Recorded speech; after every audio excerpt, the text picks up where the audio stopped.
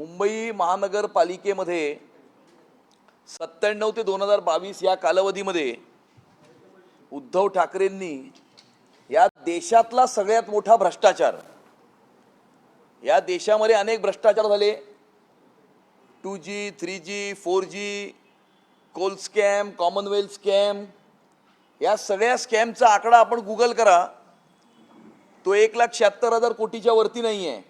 सगळ्यात मोठा स्कॅम आहे 1,76,000 कोटीचा आहे. परंतु उद्धव ठाकरेंनी 1997 ते 2022 या 25 वर्षामध्ये या देशामध्ये घडलेला सगळ्यात मोठा भ्रष्टाचार म्हणजे 3 लाख कोटीचा भ्रष्टाचार हा मुंबईच्या महानगरपालिकेमध्ये केलेला आहे. पुढे यामध्ये मुंबई शहरातला आणि त्यामुळे ही मुंबईची महानगरपालिका ही आता रडते आहे. त्यामुळे महापालिका रडते आहे, किंचाळत ओरडते आहे, ढासळून ती पडता पडता तुझ्याकडे ती पाहत आहे. लचके तोडून दशको दशकी घायाळ तिला ज्यांनी केले, त्या पापांचा हिशेब आता जगाकडे ती मागत आहे. तू दिलेस ज्यांना निवडून त्यांनी या नगरीला काय दिले, भरून पोतड्या बंगले बांधून नगरीला या नागविले. या मुंबई शहरातला, मुंबई महानगरपालिकेच्या दृष्टिकोनातला सगळ्यात मोठा मुद्दा म्हणजे रस्त्याचा मुद्दा. मुंबई शहर हे आपल्या रस्त्यांकरता कुप्रसिद्ध आहे, संपूर्ण जगभरामध्ये कुप्रसिद्ध आहे. आपण एखाद्या शहरामध्ये ज्या वेळेला येतो, एअरपोर्टवरती येतो, रेल्वे स्टेशनवर येतो, ऑटोत बसतो, कारमध्ये बसतो, त्या शहराचा रस्ता कसा आहे याच्यावरनं त्या शहराबद्दल आपण आपल्या मनामध्ये एक मत तयार करत असतो. परंतु मुंबई शहराच्या रस्त्यात खड्डे की खड्ड्यात रस्ते ही चर्चा आपण गेली अनेक वर्ष ऐकतो. मी सुद्धा मुंबईच्या महानगरपालिकेमध्ये प्रतिनिधित्व केलं आहे. दरवर्षी पावसामध्ये खड्ड्यात रस्ते की रस्त्यात खड्ड्याचा मुद्दा येतो, महानगरपालिकेचं सभागृह तहकूब होतं आणि परत पुढच्या वर्षी परत येरेमाज्या मागल्या. मी एक RTI केला होता. त्या RTI मध्ये फक्त 10 वर्षामध्ये मुंबई शहराच्या रस्त्यावरती 21,000 कोटी रुपये तब्बल खर्च झालेलं अशा प्रकारचं उत्तर मला मुंबईच्या महानगरपालिकेच्या रस्ते खात्याने दिलं होतं 2 वर्षापूर्वी. त्यामुळे 10 वर्षामध्ये 21,000 कोटी रुपये खर्च करूनही मुंबई शहराच्या रस्त्यांची दयनीय अवस्था ही केवळ आणि केवळ उद्धव ठाकरेंमुळे आहे. त्यानंतर कोविड, त्या दिवशी मी काही एक प्रेझेंटेशन बघितलं होतं आणि कोविडच्या कालावधीमध्ये आम्ही कसं महान काम केलं असं काही बालक म्हणाले होते. सर्वप्रथम तर महालक्ष्मी रेसकोर्सचं कोविड केअर सेंटर आपण गूगल करा, आपल्याला बातमी मिळेल. एकही पेशंट ॲडमिट न करता बंद करण्यात आलं होतं. त्यामुळे त्यावेळेला उघडलेली कोविड केअर सेंटर ही फक्त टेंडर करता उघडली होती. बिल्डरांना कोविड केअर सेंटर सेटअप करण्याची परवानगी दिली होती. नेस्कोचं Covid care center Romell Realtors नावाच्या एका बिल्डरला त्या ठिकाणी उभारायला सांगितलं होतं आणि त्यावेळेला डिझास्टर मॅनेजमेंट ॲक्ट इन्व्होक झाला असल्यामुळे त्यावेळेला डायरेक्ट ही कामं ही देण्यात येत होती. कोविडच्या काळामध्ये यांनी ऑक्सिमीटर नाही सोडला, थर्मोमीटर नाही सोडला, PP किट नाही सोडले, बॉडी बॅग सोडल्या नाहीत. कोविड केअर सेंटरची कहाणी तर मी तुम्हाला सांगितलेलीच आहे. आणि कोविडच्या काळामध्ये यांनी किती मोठं काम केलं हे तुम्हाला मी एका याच्यावरनं दाखवतो की एक पाकिस्तानचा पत्रकार आहे, हिंदुस्थानातला नाही, पाकिस्तानातला एक पत्रकार आहे. त्या पाकिस्तानातल्या पत्रकारांनी असं एक ट्विट केलं होतं. ते ट्विट आहे वरती, जरा मोठं करा वरती राईट साईडचं. फहाद हुसेन नावाच्या एका पाकिस्तानच्या पत्रकारांनी असं ट्विट केलं होतं की another graphic comparison the dish time between Pakistan and Indian state of Maharashtra. This shows how terribly Maharashtra has performed in relation to Pakistan. म्हणजे पाकिस्तानामध्ये बसणारा एक पत्रकार असं ट्विट करतो की महाराष्ट्राची कोविडची परिस्थिती ही पाकिस्तानपेक्षाही दयनीय आहे आणि त्यामुळे उद्धव ठाकरेंनी कोविडच्या काळामध्ये किती चांगलं काम केलं होतं, किती मोठं काम केलं होतं याचं उत्तर हे या ट्विटमधूनच आपल्याला बघायला मिळतं. त्यानंतर अनेक प्रकारचे घोटाळे आहेत. शिक्षणाचा घोटाळा आहे 182 कोटी रुपयाचा. आणि या शिक्षणाच्या घोटाळ्यामध्ये मी आपल्याला सांगू इच्छितो की माझ्याकडे अजून एका RTIचं उत्तर आहे की 70% पेक्षा जास्त मराठी शाळांची पटसंख्या ही मुंबई महानगरपालिकेच्या शाळांची पटसंख्या कमी झालेली आहे. त्यामुळे मराठीचा कळवळा ज्यांना येतो, दर मुंबई महानगरपालिकेच्या निवडणुकीच्या आधी ज्यांना मराठी आठवते, ज्यांना मराठी माणूस आठवतो, त्यांनी मुंबई महानगरपालिकेच्या मराठी शाळांची काय दयनीय अवस्था केली हे मुंबई महानगरपालिकेनेच दिलेल्या उत्तरामध्ये हे स्पष्ट होतं की 70% पेक्षा जास्त पटसंख्या ही या ठिकाणी कमी झालेली आहे. त्यानंतर यांनी टॅब खरेदीमध्ये घोटाळा केला 40 कोटी रुपयाचा. त्यानंतर पाणी प्रकल्पही रद्द केले सुमारे 680 कोटी. गारगाई पिंजाळचा प्रकल्प हा उद्धव ठाकरे मुख्यमंत्री असताना त्यांनी रद्द केला होता. मुंबई शहरामध्ये ज्या वेळेला आपली लोकसंख्या वाढत आहे, मोठ्या प्रमाणावरती लोक मुंबई शहरामध्ये राहत आहेत आणि मुंबई शहराची पाण्याची रिक्वायरमेंट ही जास्त असल्यामुळे मोठ्या प्रमाणावरती आपल्याला पाण्याची रिक्वायरमेंट पूर्ण करण्याकरता गारगाई पिंजाळचा प्रकल्प करणं आवश्यक असताना उद्धव ठाकरेंनी बालबुद्धीमुळे बालहट्टासाठी गारगाई पिंजाळचा प्रकल्प जो आहे तो रद्द केला होता. त्यानंतर यांनी नाले सफाईमध्ये घोटाळा केला, यांनी मिठी नदीच्या सफाईमध्ये घोटाळा केला. त्यामध्ये संदर्भामध्ये कॅगने ताशेरे ओढलेले आहेत, त्या संदर्भामध्ये FIR रजिस्टर झालेली आहे. त्या संदर्भामध्ये काही कंत्राटदार, काही त्या संदर्भामध्ये जे एजंट होते त्यांनाही अरेस्ट झालेली आहेत, तेही जेलमध्ये गेलेले आहेत. त्यानंतर कचऱ्याचा घोटाळा यांनी 900 कोटी रुपयाचा केलेला आहे.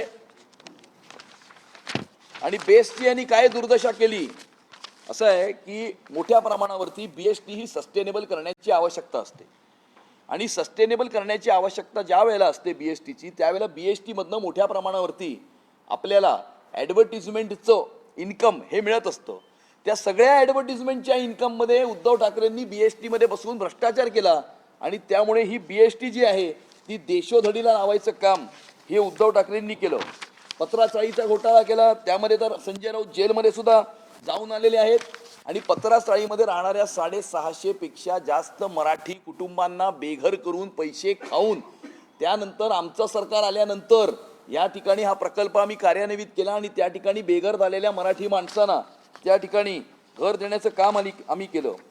कचऱ्याचा घोटाळा, दत्तक वस्तीचा घोटाळा, भ्रष्टाचाराची बाग. म्हणजे आदित्य ठाकरे असं म्हणाले की पेंग्विनला आपलं ब्रँड अँबॅसेडर केलं पाहिजे आणि त्यामुळे हायवे कन्स्ट्रक्शन्सला ती बाग उभारायचं त्यांनी जे काम दिलं होतं त्यामध्येही त्यांनी घोटाळा केला. आणि माझं तर त्यांना असं म्हणणं आहे की खरंच तुम्ही पेंग्विनला ब्रँड अँबॅसेडर करा. पेंग्विनला ब्रँड अँबॅसेडर नाही, पेंग्विनला तुमचं चिन्हच करून टाका, असं माझं आदित्य ठाकरेंना म्हणणं आहे. मी महाराष्ट्राच्या विधानसभेमध्ये बिल्डिंगचा घोटाळा उघड केला होता. 50,000 कोटीपेक्षा जास्त बिल्डिंग प्रपोजल आणि बिल्डिंग डिपार्टमेंटचा हा घोटाळा आहे. 3673 फाईली या फक्त के वेस्ट आणि एच वेस्टमध्ये उद्धव ठाकरेंचं शासन या मुंबईच्या महानगरपालिकेमध्ये असताना गहाळ झालेले आहेत.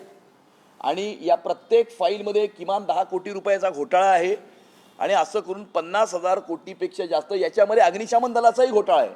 त्यामुळे फक्त बिल्डिंगचा घोटाळा हा 50,000 कोटीपेक्षा जास्तचा हा बिल्डिंग प्रपोजल आणि बिल्डिंग डिपार्टमेंटचा घोटाळा आहे. उद्धव ठाकरेंनी उंदिरे नाही सोडले, उंदिरांमध्येही त्यांनी घोटाळा केला. मेट्रोला त्यांनी स्थगिती दिली. मेट्रोला स्थगिती दिल्याच्या नंतर 10,000 कोटीपेक्षा जास्त या ठिकाणी हा खर्च वाढला, एस्कलेशन झालं आणि त्यामुळे हा 10,000 कोटीचा फटका जो आहे तो मुंबईकरांना या ठिकाणी भोगावा लागणार आहे. त्यानंतर उद्धव ठाकरे मुख्यमंत्री असताना त्यांनी 100 कोटीचाही घोटाळा केला. या ठिकाणी त्यांचेच गृहमंत्री जे होते त्यांच्यावरती आरोप करण्यात आले होते की या ठिकाणी प्रत्येक एवढे 1700 बार आणि रेस्टॉरंट आहेत, त्या 1700 बार आणि रेस्टॉरंटमधनं प्रत्येक बार रेस्टॉरंटमधनं महिन्याला एवढे कोटी रुपये जमा करा आणि 100 कोटी रुपये आम्हाला आणून द्या. अशा 100 कोटीच्या वसुलीचा घोटाळाही उद्धव ठाकरे महाराष्ट्राचे मुख्यमंत्री असताना त्यावेळेला त्यांनी हा केला होता. आणि त्यानंतर सगळीकडे फलक झळकत आहेत की हा कोस्टल रोड आम्ही केला आणि त्यामुळे कोस्टल रोडची सगळी टाईमलाईन ही या ठिकाणी आम्ही दिलेली आहे. कोस्टल रोड मुळामध्ये अडकला होता कारण कोस्टल रोडला केंद्राच्या परवानग्या 2014 पर्यंत पृथ्वीराज चव्हाण साहेब आणू शकले नव्हते. देवेंद्र फडणवीस साहेब महाराष्ट्राचे मुख्यमंत्री झाले, केंद्राकडे गेले, सर्व NOC सर्व एन्व्हायरमेंटल परमिशन्स या मिळवल्या. पंतप्रधान नरेंद्र मोदीजींनी त्यांच्या टॉप 100 प्रोजेक्ट्समध्ये हा कोस्टल रोडचा प्रोजेक्ट टाकला आणि केंद्राने सगळ्या परवानग्या दिल्याच्या नंतर या कोस्टल रोडचं भूमिपूजन हे त्या ठिकाणी करण्यात आलं आणि नंतर कोस्टल रोड जो आहे त्याचं उद्घाटन करण्यात आलं। त्यामुळे कोस्टल रोडचं पूर्ण आणि पूर्ण श्रेय जे आहे ते सन्माननीय मुख्यमंत्री देवेंद्र फडणवीस साहेबांचं आहे।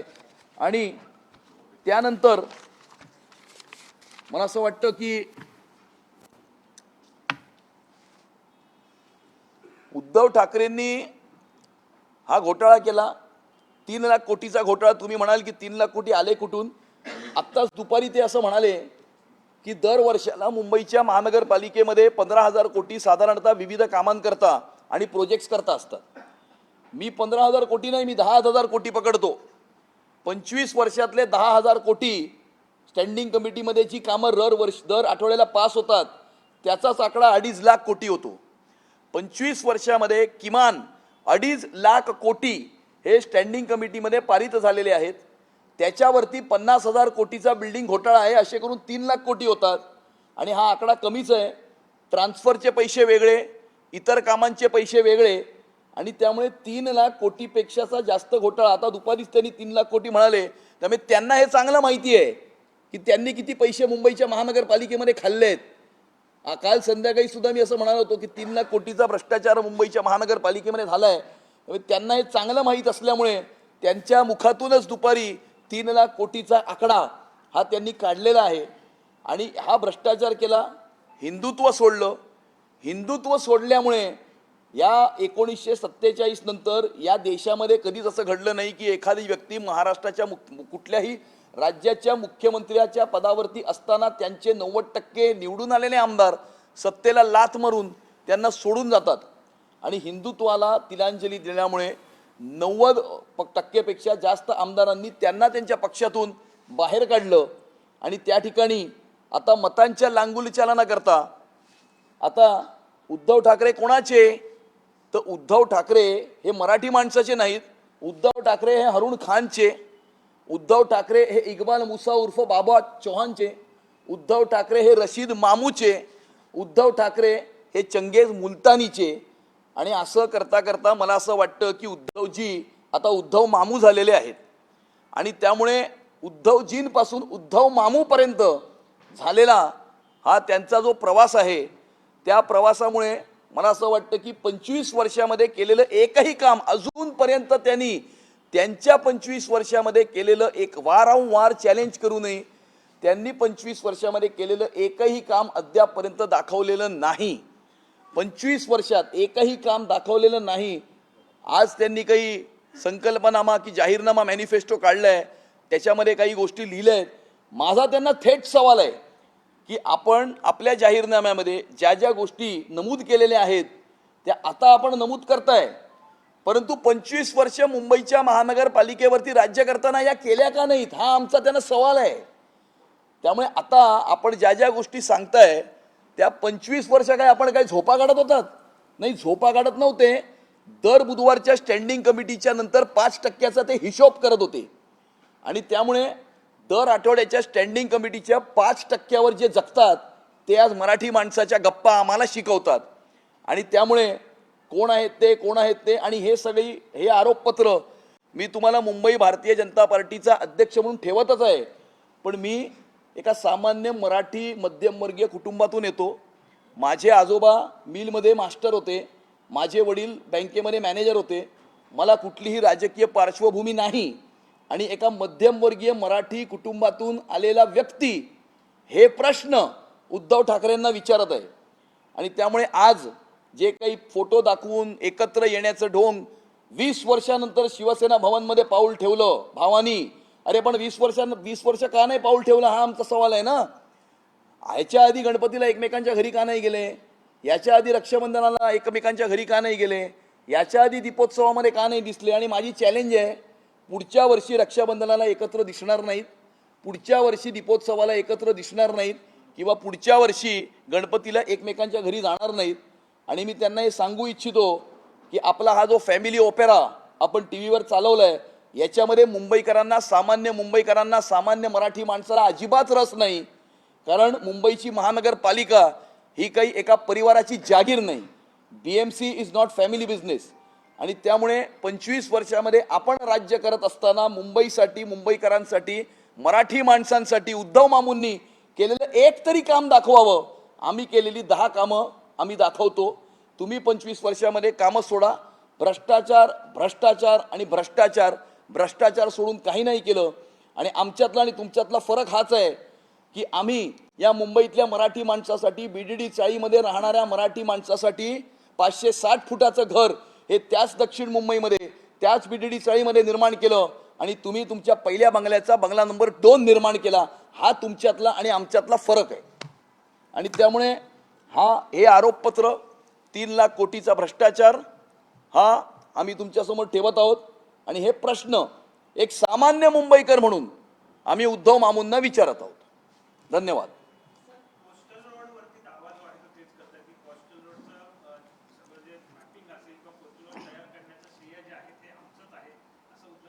कोस्टल रोडची संकल्पना ही माजी मुख्यमंत्री पृथ्वीराज चव्हाण साहेबांची होती.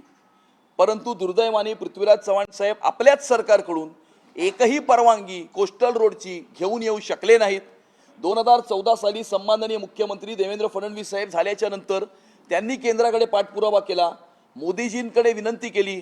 मोदीजींनी त्यांच्या टॉप प्रोजेक्ट्समध्ये कोस्टल रोडचा प्रोजेक्ट टाकला आणि त्वरित सर्व पेंडिंग क्लिअरन्सेस, एन्व्हायरमेंटल क्लिअरन्सेस, NOCs या देण्यात आल्या.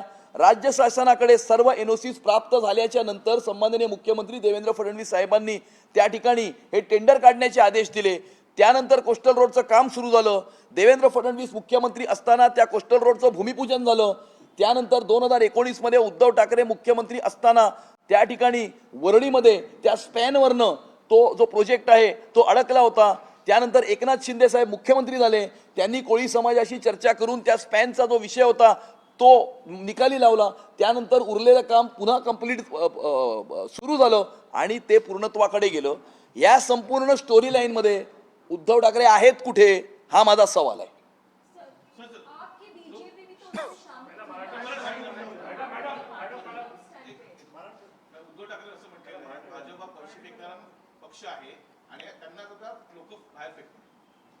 बघा, लोक कोणाला बाहेर फेकतील हे लोक ठरवतील ना.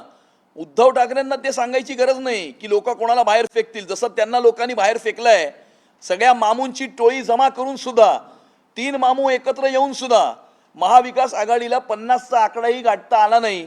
आणि त्यामुळे महाराष्ट्राच्या जनतेने त्यांना चपराक दिलेली आहे.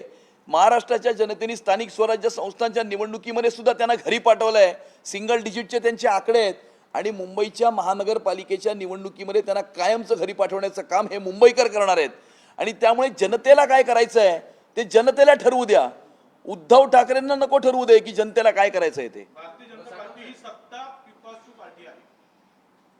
सत्ता पिपासू पार्टी आहे असं भाजप, असं उद्धव ठाकरे म्हणतात ना. असं आहे की उद्धव ठाकरे हे टोमणे बहादूर आहेत. आणि त्यामुळे टोमणे बहादूर उद्धव मामू हे प्रत्येकाला नावं ठेवत असतात, प्रत्येकाची टीका करत असतात, खालच्या स्तरावरती जाऊन इतरांना बोलत असतात. परंतु आम्ही याच्यावरती काही भाष्य करणार नाही. येणाऱ्या 15 तारखेला भगवं वादळ हे मुंबईमध्ये आल्यावरती मुंबईकरच त्यांना याचं उत्तर देतील.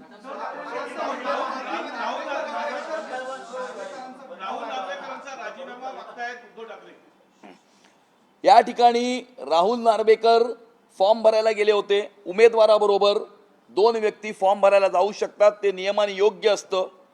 ते झाल्यानंतर त्या ठिकाणी एका माजी खासदार आणि माजी खासदाराच्या सिक्युरिटीने त्यांना घेरलं, त्यांना जाब विचारला, त्यांच्यावरती हल्ला करण्याचा प्रयत्न केला.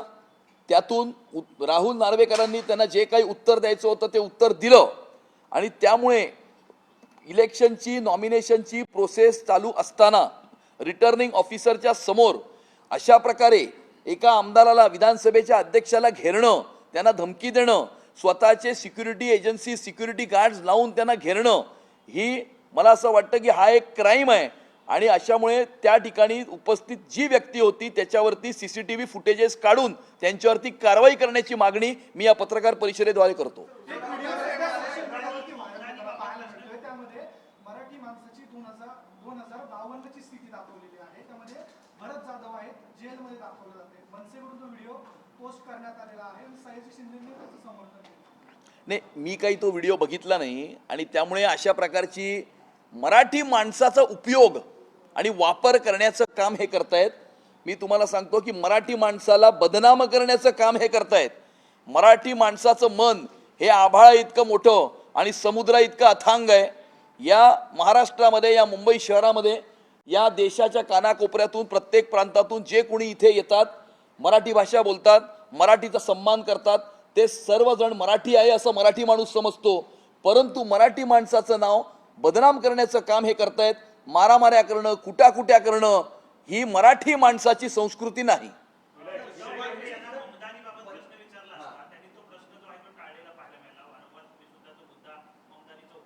मग ते टाळणारच ना, कारण आमच्याकडे पोस्टर आहे. 5 जानेवारी 2020ला anti-CAA प्रोटेस्ट गेटवे ऑफ इंडियाला झाली होती. त्याच्यामध्ये उमर खालिद हे निमंत्रित होते, त्याच्यामध्ये आदित्य ठाकरे निमंत्रित होते. त्यावेळेच्या बातम्या आहेत, Uddhav Thackeray and Aaditya Thackeray and Umar Khalid to share stage in anti-CAA protest. आणि त्यामुळे भारत तेरे तुकडे होंगे इंशाअल्लाह बोलणाऱ्या बरोबर आदित्य ठाकरे स्टेज शेअर करत होते. याच उमर खालिदने 2018 साली सुद्धा कार्यक्रम करण्याचा प्रयत्न केला होता, पण त्यावेळेला मुख्यमंत्री देवेंद्र फडणवीस साहेब होते. त्याला या मुंबईच्या धर्तीवरती पाय ठेवू दिलं नव्हतं. पण उद्धव ठाकरे मुख्यमंत्री असताना त्याला त्या ठिकाणी कार्यक्रम करण्याची परवानगी मिळाली. आदित्य ठाकरेही त्या कार्यक्रमामध्ये सहभागी झाले. आणि त्यामुळे उद्धव ठाकरे एका आंतरराष्ट्रीय कट कारस्थानाचा भाग आहे. काही आंतरराष्ट्रीय शहरांचा रंग बदलण्याचं कट कारस्थान आहे. त्यामध्ये इकडचे काही राजकीय पक्ष सामील आहेत. आपल्या मतांच्या लांगुलचालनाकरता, आपलं संपलेलं राजकीय अस्तित्व टिकवण्याकरता काही इकडचे राजकीय पक्ष त्या इंटरनॅशनल कॉन्स्पिरसीमध्ये सामील झालेले आहेत आणि उद्धव मामूही त्याच्यामध्ये सामील झालेले आहेत. उद्धव ठाकरेंनी असं म्हटलेलं आहे की आता मुख्यमंत्री काल बोलले की मुंबईचा महापौर हा मराठीच होणार, पण या ठिकाणी जेव्हा आमच्याबरोबर सत्तेत होते तेव्हा उपमहापौर हा त्यांनी कोणाला बनवला होता? उपमहापौर बनवलं होतं मोहन मिडबावकरांना, उपमहापौर बनवलं होतं शैलजाताई गिरकरांना. हे विसरले का? उद्धव ठाकरे हे सोयीने विसरलेले आहेत. आणि त्यामुळे त्यांना मी आठवण करून देऊ इच्छितो की मोहन मिडबावकर, शैलजा गिरकर हे उपमहापौर होते. उद्धव मामूजी उपमहापौर हा तुमचा होता 25 वर्ष सत्तेमध्ये. तुम्ही जे आरोप करताय त्याच्याबरोबर स्टँडिंग कमिटीचे जे चेअरमन आणि राहुल शेवाळे देखील तुमच्या सोबत आहेत. आता मग या भ्रष्टाचाराचे वाटेकरी देखील तुमच्या सोबत असं म्हणायचं? मुंबईच्या महानगरपालिकेच्या फंक्शनिंगमध्ये 3 पदं ही महत्त्वाची असतात. एक म्युन्सिपल कमिशनर जी ॲडमिनिस्ट्रेटिव्ह पोस्ट असते, एक महापौर आणि एक standing committee chairman.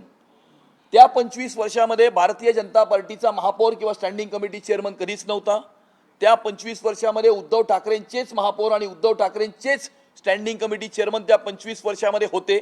Bharatiya Janata party एक मिनिस्क्यूल पार्टनर त्या ठिकाणी होती. 1992 साली भारतीय जनता पार्टीचे 13 नगरसेवक होते, 97 साली 26 होते, 2002 साली 29 झाले, 2007 साली 32 झाले आणि 2012 साली 32 नगरसेवक होते. त्यामुळे एकूण महानगरपालिकेच्या संख्येच्या 10% नगरसेवक फक्त भारतीय जनता पार्टीचे होते. शिवसेना एकसंध त्यावेळेची ही डॉमिनंट पार्टनर होती.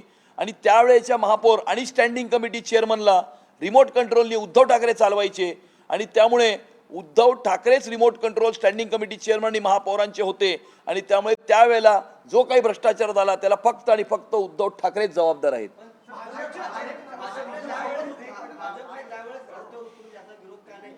आम्ही विरोध केला होता. आम्ही विरोध केला होता. मी स्वतः नगरसेवक होतो. मी स्वतः नगरसेवक असताना ट्री अथॉरिटीमध्ये एक प्रस्ताव आला होता एका बिल्डरची झाडं कापण्याचा. त्याला आम्ही ट्री अथॉरिटीमध्ये विरोध केला होता. मी स्वतः त्यामध्ये वॉकआउट केलं होतं. मी वॉकआउट केल्याच्या नंतर सुद्धा आपल्या बहुमताच्या जोरावर त्यांनी ट्री अथॉरिटीमध्ये तो प्रस्ताव पारित केला. त्यानंतर तो प्रस्ताव हाऊसमध्ये आला. हाऊसमध्ये आमच्या 30च्या 30 नगरसेवकांनी वॉकआउट केलं होतं. परंतु त्यावेळेला बहुमताच्या जोरावरती त्यांनी तो प्रस्ताव सुद्धा पारित करून गेला. आणि दुसऱ्या दिवशी सकाळी उद्धव ठाकरेंनी स्वतः मला फोन केला होता आणि मला असं विचारलं होतं की अरे बाबा तू का विरोध करतोस रे बाबा, काय प्रॉब्लेम आहे तुझा, बसून आपण बोलूया ना, असं मला त्यांनी स्वतः फोन केला होता दुसऱ्या दिवशी सकाळी. आणि त्यामुळे त्यांनी आम्हाला विनंती केली होती की ह्याला तुम्ही विरोध करू नका. परंतु आम्ही वी स्टूड अवर ग्राउंड, आम्ही त्याला विरोध केला, आम्ही त्याच्यातनं वॉकआउट केलं. आणि अशा प्रकारे अनेक अशी प्रकरणं आहेत ज्यामध्ये आम्ही विरोध करण्याचा प्रयत्न केला, पण बहुमताच्या जोरावरती त्यांनी अनेक प्रस्ताव हे रेटून नेले. भाजपाचे अनेक नगरसेवक जे आहेत ते बिनविरोध निवडून आलेले आहेत. त्यामध्ये आता राज ठाकरेंनी असं म्हटलेलं आहे की बिनविरोध जे नगरसेवक निवडून येत आहेत, पश्चिम बंगालमध्ये भाजपा सुप्रीम कोर्टात गेला होता. तर या भाजपाचं काय म्हणणं आहे? हे बघा, बिनविरोध निवडून का आले हा तर माझा खरा विरोधकांनाच सवाल आहे. तुम्ही का नाही लढवली ती जागा? तुम्ही त्या ठिकाणी विड्रॉ का केलं? आणि त्यामुळे ज्या वेळेला निवडणुकीच्या रिंगणामध्ये उमेदवारच नसतो किंवा अनेक उमेदवार बाकीचे सर्व आपला उमेदवारी अर्ज परत घेतात, नामांकन परत घेतात, एकच उमेदवार राहतो, मग ती निवडणूक बिनविरोध होते. त्यामुळे माझा त्यांना सवाल आहे की तुम्ही ती निवडणूक बिनविरोध का होऊ दिली? त्या ठिकाणी तुम्ही निवडणूक का नाही लढवली? त्या ठिकाणी तुमच्या उमेदवारांनी आपलं नामांकन अर्ज पाठी का गेलं? हा माझा त्यांना सवाल आहे. उद्धव ठाकरे म्हणताय की निवडणूक आयोग भाजपच्या वळसणीला बसला. नाही, असं आहे की त्यांना जर सगळेच निवडणूक आयोगी त्यांच्या विरुद्ध एकदा निर्णय गेला, हे त्यांचं कसं आहे की राहुल गांधींबरोबर जास्त सहवास झाल्यामुळे त्यांच्यासारखं झालंय, हम जीते तो लोकशाही और हम हारे तो वोट चोरी. आणि त्यामुळे एखादा निर्णय आपल्या विरोधात गेला की तो यंत्रणा मॅनेज करून केलेला निर्णय असतो, आणि एखादा निर्णय त्यांच्या बाजूने गेला की मग तो त्यांचा विजय असतो. त्यामुळे सोयीप्रमाणे ते आपले स्टँड हे बदलत असतात.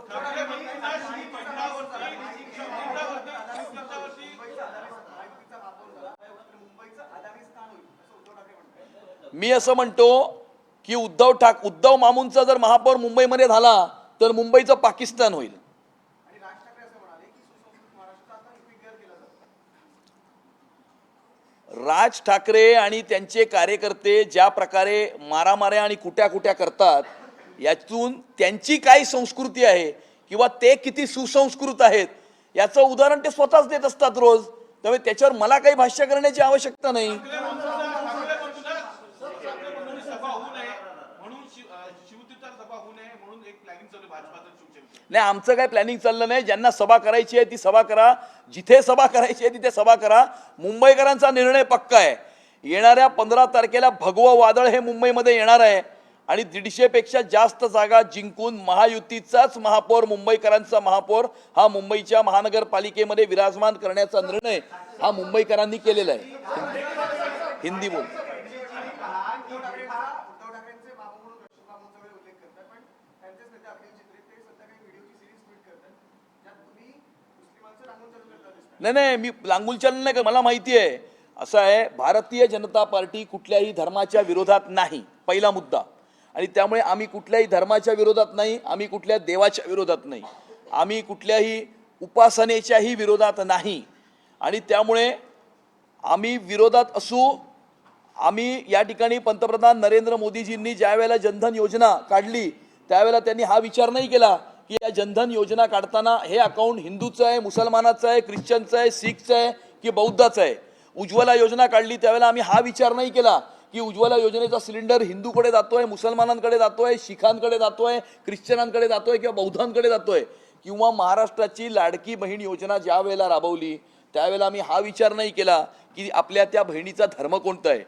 त्यामुळे आम्ही सर्व धर्माच्या लोकांची सेवा करतो, हिंदुस्थानच्या नागरिकांची सेवा करतो. पण जर कोण वंदे मातरमला विरोध करणार असेल, कुणी जर पाकिस्तानचे झेंडे फडकवणार असेल, पाकिस्तान जिंदाबादच्या घोषणा देणाऱ्यांना कोणी आलिंगन घालणार असेल, बॉम्बस्फोटाच्या आरोपींना घेऊन जर कोण प्रचार करणार असेल आणि वंदे मातरमला विरोध करणार असेल तर अशा प्रकारच्या समाजविघातक, देशविघातक, आतंकवादी शक्तींशी आम्ही संघर्ष करू. कि बुरखा वाली नहीं बल्कि हिंदू, मराठी और महायुति का उम्मीदवार ही मेयर बनेगा. आपने भी कहा था कि मुंबई को न्यूयॉर्क नहीं होने देंगे ममतानी को लेकर, तो इस पूरे बयान को देते हुए एक अंतर्राष्ट्रीय स्तर के ऊपर एक षड्यंत्र रचा जा रहा है. ये षड्यंत्र ऐसा है कि दुनिया के कुछ शहरों का ताबा लेने की कोशिश जिहादी, इस्लामिक, रेडिकल, फंडामेंटलिस्ट ताकतें ये कर रही है. हमने देखा है कि किस प्रकार से न्यूयॉर्क के मेयर जोराम ममदानी ने उमर खालिद के प्रति अपनी सहानुभूति व्यक्त की है. वो उमर खालिद जिसने भारत तेरे टुकड़े होंगे इंशाअल्लाह इंशाअल्लाह, हमें चाहिए आज़ादी, हिंदुओं से आज़ादी, इस प्रकार की घोषणाएं दी. उसके ऊपर देशद्रोह का गुना दाखिल किया गया है, उसके ऊपर यूएपीए लगाया गया है. ऐसे उमर खालिद को सहानुभूति जब जोराम ममदानी देता है और इस उमर खालिद के साथ में आदित्य ठाकरे जब स्टेज शेयर करता है तो हमें कहीं ना कहीं ऐसा लगता है कि अंतर्राष्ट्रीय ताकतें मुंबई शहर का भी रंग बदलने की कोशिश कर रही है और इनके साथ में उद्धव ठाकरे उसमें भागीदार है. और इसीलिए हमने ये कहा कि जोराम ममदानी को भारत के अंदरूनी मामलों में दखलंदाजी करने की कोई आवश्यकता नहीं है और हम मुंबई का ममदानीकरण या मैमडनाइजेशन होने नहीं देंगे, हम मुंबई का रंग बदलने नहीं देंगे। उद्धव ठाकरे ने कहा कि हिंदू मराठी आदि की आप बात करते हैं, लेकिन आपके पास जो लोग हैं वो गद्दार हैं। शिंदे को निशाना लगाते हुए उन्होंने कहा, साथ में ये भी कहा कि जब आप लोग साथ में थे उस वक्त उपमेयर कौन था? उपमेयर कौन था ये मैंने बताया ना, मोहन मिडबावकर था, शैलजा गिरकर उपमेयर थी। और गद्दार कौन है? हिंदू हृदय सम्राट शिवसेना प्रमुख बाला साहब ठाकरे के हिंदुत्व के विचारों को जिन्होंने त्यागा, हिंदुत्व के विचारों के साथ जिन्होंने गद्दारी की, वो गद्दार है। एकनाथ शिंदे जी ने तो हिंदू हृदय सम्राट शिवसेना प्रमुख बाला साहब ठाकरे के विचारों के लिए सत्ता को लात मारकर उद्धव ठाकरे को अपनी पार्टी से बाहर निकाल दिया।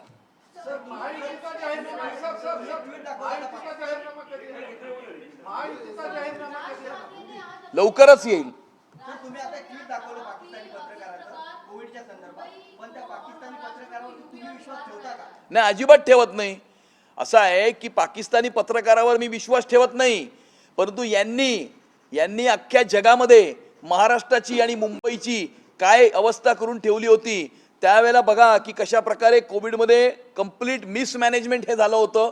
सरकारचा कुठल्याही प्रकारचा कंट्रोल त्या व्यवस्थेवरती नव्हता। स्वतः मुख्यमंत्री घरात बसून होते, फेसबुक लाईव्ह करायचे, आणि त्यावेळेला असलेले विरोधी पक्षनेते देवेंद्र फडणवीस साहेबांनी संपूर्ण महाराष्ट्रामध्ये दौरा करून महाराष्ट्राच्या प्रत्येक तहसीलपर्यंत पोहोचून या महाराष्ट्राच्या जनतेचे अश्रू पुसण्याचं काम हे देवेंद्र फडणवीस साहेबांनी केलं। उद्धव ठाकरे तर घरात बसून होते, कोमट पाणी प्या म्हणून सांगत होते, फेसबुक लाईव्ह होते। उद्धव ठाकरे फेसबुक लाईव्ह होते, भारतीय जनता पार्टीचा कार्यकर्ता ऑन फील्ड होता। पहिला गेलो तर आपण रिपोर्ट आई है जिसमें कहा गया है कि जो फंड्स आए थे मुंबई के लिए डेवलपमेंट फंड्स, उसमें से 99% जो फंड्स थे वो आपके जो रूलिंग अलायंसेस है उनको पैसा दिया गया था, विरोधी पक्षों को बिल्कुल नहीं दिया गया। इसके बारे में आपका क्या कहना है? 2019 और 2022 के बीच में जब ये उद्धव ठाकरे मुख्यमंत्री थे, तभी उन्होंने सारे हमारे एमएलएस के फंड रोक दिए थे, हमारे सारे प्रोजेक्ट्स भी रोक दिए गए थे। और इसीलिए उस समय पर जो कुछ अनजस्टिस या अन्याय कुछ लोगों के ऊपर हुआ था, उस अन्याय को दूर या उसकी भरपाई करने के लिए जिनको पहले फंड नहीं मिला, बिल्कुल नहीं मिला, उनको बाद में दे दिया गया, बस इतना ही है। इससे जुड़ा हुआ एक सवाल वो ये भी बोल रहे हैं कि पीएमसी के जो फंड्स है उसका इस्तेमाल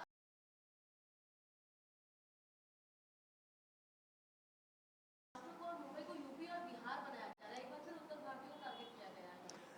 नहीं, उनके पास दूसरा क्या मुद्दा है? उनके पास कोई मुद्दा है? कोई मुंबई का विजन डॉक्यूमेंट बनाया है? कोई मुंबई की समस्या के बारे में अध्ययन करके कोई बात आगे प्रस्तुत की है? इसमें से कुछ नहीं किया है। और 2007 तक तो राज ठाकरे शिवसेना में थे ना, 1997 टू 2007 वो शिवसेना में ही थे, और तभी शिवसेना की मुंबई की महानगर पालिका पर सत्ता थी।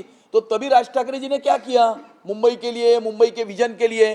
और मैं उद्धव ठाकरे और राज ठाकरे दोनों को यह सवाल करना चाहता हूं कि इन्होंने मुंबई की महानगर पालिका में 25 वर्षों में कितने मराठी युवकों को काम करने की संधि दी, अपॉर्चुनिटी दी, मौका दिया? इन्होंने बिल्कुल मौका नहीं दिया। तो काम चुनाव के लिए इनको मराठी याद आती है, चुनाव के बाद में ये मराठी को भूल जाते हैं। हॉस्टल रोड जैसी जो आप लोगों की परियोजनाएं, उनका कहना है कि ये सब उनके कार्यकाल मैंने इसका जवाब दे दिया है। अमित भाई, दो सवाल है मेरे। पहला, आपने कहा है कि मुंबई का मेयर मराठी हिंदू बनेगा। उद्धव ठाकरे ने सवाल पूछा है कि क्या आप मराठियों को हिंदू समझते हैं या नहीं, इस बारे में बताएं। उनको मालूम नहीं है, उद्धव ठाकरे को मालूम नहीं है कि मराठी हिंदू है या नहीं है। शायद उनको अभी उसमें डाउट आने लगा रहेगा, क्योंकि उनको अभी हरे रंग का चश्मा उन्होंने पहना है, और इसके कारण से उन्हें सब कुछ हरा दिखता है।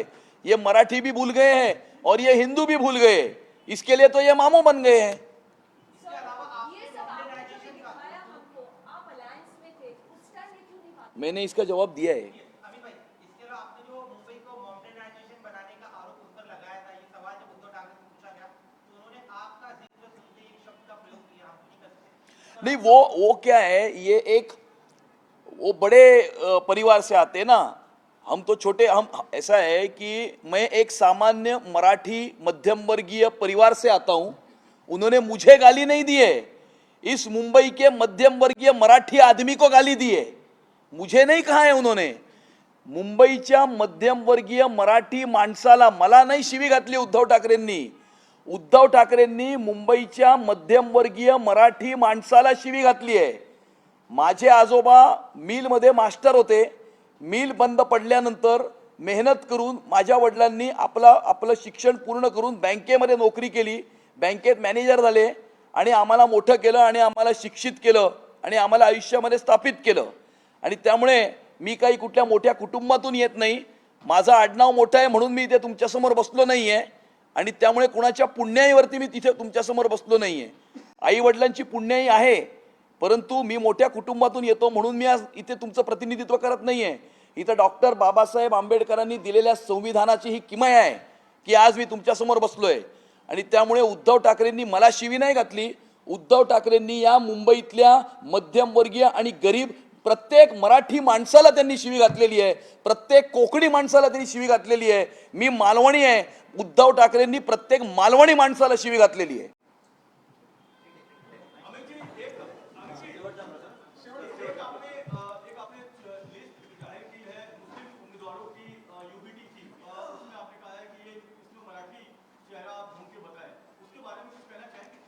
नहीं, मैंने ये कहा कि ये अभी मामूओं की टोली बन चुकी है. मामूओं की टोली जो है वो अभी मुंबई शहर पर हमला कर रही है और इसीलिए अपनी खत्म हुई राजनीति को फिर से एक बार जिंदा करने के लिए, अपीजमेंट की पॉलिटिक्स करने के लिए इन्होंने हरे रंग की चादर अपने ऊपर ओढ़ी है और इसी हरे रंग का चश्मा भी इन्होंने पहना है. और इसीलिए ये जो कुछ नाम आपको इनकी यादी में दिखते हैं वो नाम आपको दिख रहे हैं.